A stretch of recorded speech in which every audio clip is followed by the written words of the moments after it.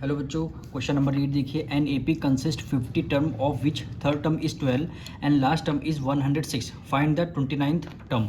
यानी एक एपी में 50 टर्म है, 50 में से थर्ड टर्म आपको 12 गिवन है और लास्ट टर्म मतलब है यहाँ पे 50, ए 50 की वैल्यू आपको 106 गिवन है और फाइंड ए 29th टर्म आपको फाइंड करना है। तो सबसे पहले इसका क्वेश्चन नंबर 8 देखिए क्या गिवन है। सबसे पहले वो लेते हैं, यानी ए थर्ड टर्म यानी A3 की वैल्यू आपको 12 गिवन है, यानी A3 की यानी थर्ड टर्म आपको 12 गिवन है। ठीक, फिर क्या गिवन है, लास्ट टर्म, यानी लास्ट टर्म को क्या है, यानी 50, एक एपी में 50 टर्म है, लास्ट टर्म गिवन है यानी A50 की वैल्यू आपको गिवन है। A50 की वैल्यू कितने गिवन है, 106 गिवन है। ये तो आपको बात समझ में आ गई। ठीक, अब A29 की वैल्यू निकालनी है। देखिए A29 आपको फाइंड करना है। तो सबसे पहले इन दोनों में से A1 और D की वैल्यू फाइंड करते हैं। अब इसका फॉर्मूला यानी A1 plus n-1 d is equal to En, ये होता है ना। A1 को हमने एज इट इज़ लिख लिया प्लस n की जगह हमें थर्ड टर्म गिवन है तो 3-1 कर देंगे। d को एज इट इज़, En की वैल्यू आपको 12 गिवन है। ठीक, अब इसको सॉल्व कर लेते हैं, यानी A1 प्लस 3 में से 1 माइनस कर देंगे 2d आ जाएगा, इज इक्वल टू 12 आ जाएगा। ये आपका फर्स्ट इक्वेशन हो जाएगी।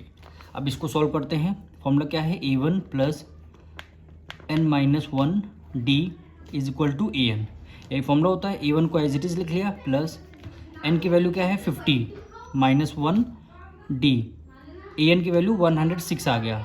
ठीक, अब यानी A1 प्लस 50 में से 1 माइनस कर देंगे 49d इज इक्वल टू 106। ये आपका क्या आ जाएगा, सेकेंड इक्वेशन आ जाएगी। ये आपकी क्या है, सेकेंड इक्वेशन आ जाएगी। अब आप क्या करेंगे, 106 ग्रेटर है, 12 आपका स्मॉलर है, तो सेकेंड इक्वेशन में से फर्स्ट इक्वेशन माइनस कर देंगे। तो यहाँ पे लिख देंगे सब्ट्रैक्ट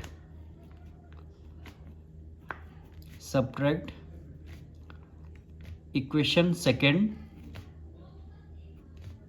एंड का साइन लगा दीजिए, एंड फर्स्ट। सेकेंड कौन सी है, A1 plus 49d is equal to 106। ठीक, फर्स्ट इक्वेशन क्या है, A1 plus 2d is equal to 12 आ जाएगा। अब इसको माइनस करना है।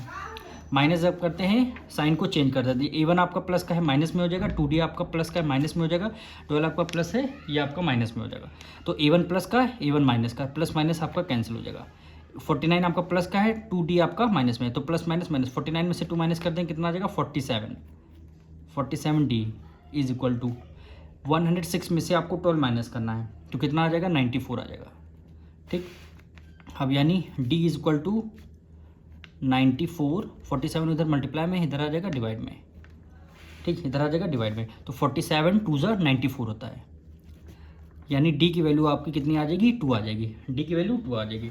अब इस d की वैल्यू को फर्स्ट इक्वेशन में पुट कर देंगे तो आपकी A1 की वैल्यू आ जाएगी। तो यहाँ पे देखेंगे, लिखेंगे put d is equal to 2 in equation first,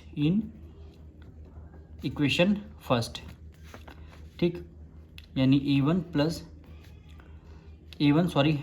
equation क्या थी, A1 plus 2d is equal to 12, ये तो है देखिए इक्वेशन फर्स्ट। ठीक है, A1 को एज इट इज़ ले लिया, 2 को एज इट इज, d की वैल्यू आपको 2 देखिए अभी हमने फाइंड किया है, इज इक्वल टू 12 हो जाएगा। यानी A1 प्लस 2 की मल्टीप्लाई 2 से करेंगे 4 इज इक्वल टू कितना आ जाएगा 12 आ जाएगा। ठीक, यानी A1 इज इक्वल टू 12, 4 इधर प्लस में है, इधर किस में आ जाएगा माइनस में आ जाएगा, यानी A1 12 में से 4 माइनस कर देंगे 8 आ जाएगा, यानी A1 की वैल्यू 8 आ चुकी है। ठीक, अब D की वैल्यू 2 आ चुकी है, A1 की वैल्यू 8 आ चुकी है। अब आपको फाइंड क्या करना था, फाइंड A29 टर्म, यानी A29 की वैल्यू आपको फाइंड करनी है। कौन सी, A29 की वैल्यू, यानी A29 की वैल्यू फॉर्मूला क्या है, A1 प्लस n-1 d, यही फॉर्मूला है। यानी A29, A1 आपका कितना आया 8 आया है, प्लस n की वैल्यू क्या है 29 है, -1 कर देंगे। d की वैल्यू कितनी आई है, d देखिए हमने 2 निकाला था, d हमने क्या किया आपका 2 हो गया, यानी 8 प्लस 29 में से 1 माइनस कर देंगे कितना आ जाएगा 28, ये वैल्यू आपकी 2 हो जाएगी।